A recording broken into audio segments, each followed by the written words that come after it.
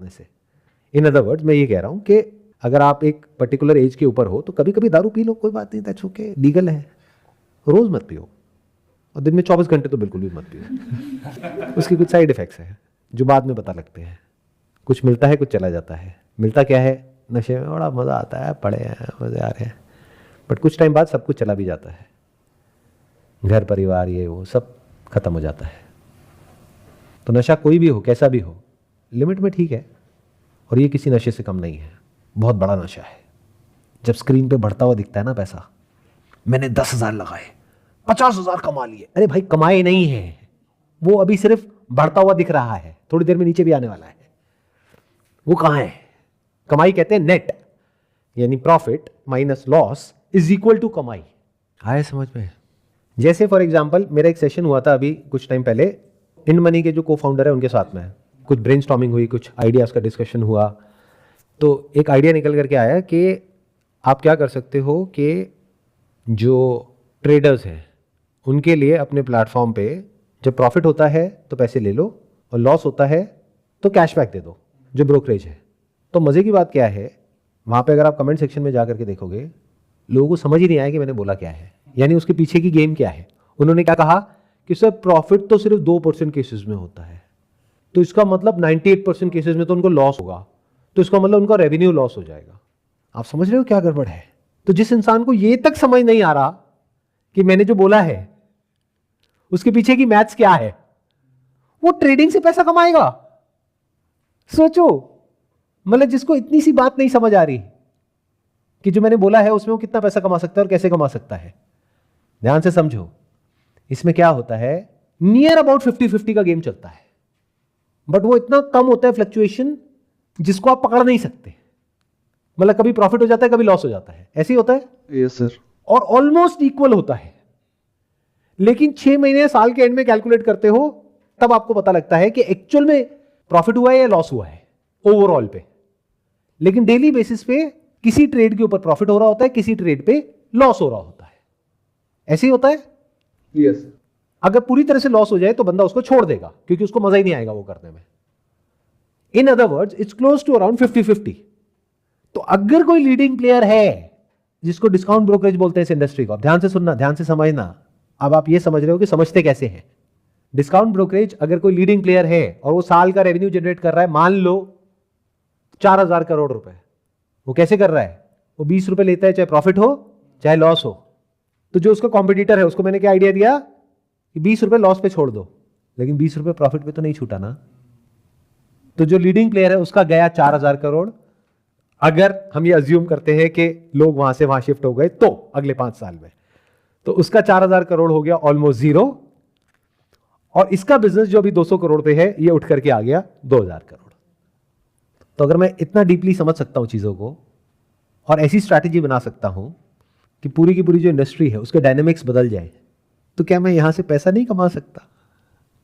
तो मैं क्यों नहीं कर रहा? क्योंकि मेरे को फर्क पता है स्पेकुलेशन में और इन्वेस्टमेंट में। इन्वेस्टमेंट में भी रिस्क होता है। जैसे म्यूचुअल फंड की ऐड नहीं देखते, म्यूचुअल फंड सही है but subject to market risk. इसका मतलब क्या है? रिस्क तो वहां पे भी है बट कम है। ये जो आप कर रहे हो यहां पे बहुत ज्यादा है। लॉटरी में चले जाओगे और ज्यादा है, इलीगल काम करोगे तो उससे भी ज्यादा है।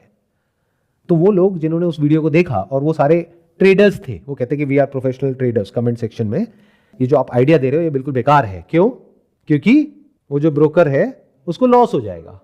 तो मैं उनसे ये सवाल पूछना चाहूंगा, और मैं चाहूंगा कि आप यहाँ पे कमेंट सेक्शन में जवाब दें कि भाई साहब, जब आपको इतनी सी बात नहीं समझ आ रही कि प्रॉफिट और लॉस होता कैसे है, तो आप ट्रेडिंग में कैसे पैसा कमा लोगे? उसके लिए बेसिक लेवल ऑफ अंडरस्टैंडिंग तो चाहिए ना। At the end of the day it is nothing but calculation and discipline, कि क्या हो रहा है, कैसे हो रहा है, सीइंग बियॉन्ड जो ग्राफ में दिख रहा है उसके आगे भी देखना होता है। नहीं तो एआई को बिठा दो, वही कर देगा। अगर सब ऑटोमेटिक ही होना है तो यहां पर इस पीक पे दिखा रहा है कि अच्छा आपको बेच देना है, यहां जाते ही यहां पे कट है तो स्टॉप लॉस है, तो वो तो ऑटोमेटिक एल्गोरिथम ही कर देगा ना। आपको क्या करना है उसमें? अगर एल्गोरिथम पैसा कमा ले और ये प्रूव हो जाए तो सबसे पहले तो मैं जाकर के अपना पैसा लगाऊंगा, क्योंकि फिर तो प्रूव हो गया। क्योंकि एआई के पास डिसिप्लिन भी है, डेटा भी है, इंफॉर्मेशन भी है, पास्ट की, प्रेजेंट की, अभी एग्जैक्टली क्या चल रहा है। अगर एआई को एक एल्गो दे दिया जाए और उसको ट्रेन कर दिया जाए तो ऑटोमेटिकली सब कुछ कर सकता है। बट एआई भी अभी तक इसको क्रैक नहीं कर पाया है। जिस दिन कर लिया उस दिन क्या होगा you can't even imagine in the wildest of your dreams. लोगों के पास पैसे की कमी नहीं है, वो सारा पैसा मार्केट में आ जाएगा अगले दिन ही। जब मैंने स्टार्ट किया था ना, तो मैं कॉलेज के लास्ट ईयर में था, तो हम 4 दोस्त थे। तो लाइक एक ने किया हुआ था ऑलरेडी, तो उसके रेफरल से मैंने अपने फ़ोन में भी ऐप डाउनलोड किया, तो 300 रुपये मिले थे। तो 300 रुपये के चक्कर में मतलब सारी ये शुरुआत हुई थी। एट द एंड लाइक अभी 0 पर हैं। जो हो गया उसको भूल जाओ। लाइफ को अब आगे बनाते हैं ना कि क्या करना है, फ्यूचर को किस तरीके से बनाना है। देखो, success comes from experience and experience comes from bad experiences. तो आपको एक खराब एक्सपीरियंस हुआ, that's okay, look at it like a building block. अगर इससे आपने सीख लिया तो कोई दिक्कत नहीं है। अगर एक ही गलती को बार बार कर रहे हो तो दिक्कत है। यानी अगर आपने एक बार पी करके गाड़ी चलाई और एक्सीडेंट हो गया और आपको समझ आ गया कि पी करके गाड़ी नहीं चलानी चाहिए, तो दैट इज ओके, गलती हो गई आपसे, लेकिन आपको खुश होना चाहिए कि एटलीस्ट बच गया। अगर मैं मर जाता या कोई और मर जाता तो दिक्कत हो जाती। तो आपको खुश होना चाहिए कि 5 लाख में ही बच गए। हो सकता है और ज्यादा आप पैसा लगा देते या इधर उधर से उधार ले करके फिर पैसा लगा देते। बहुत लोगों के साथ ऐसा भी होता है। फिर क्या करते हैं? फिर तो इंसान बिल्कुल ही खत्म हो जाता है।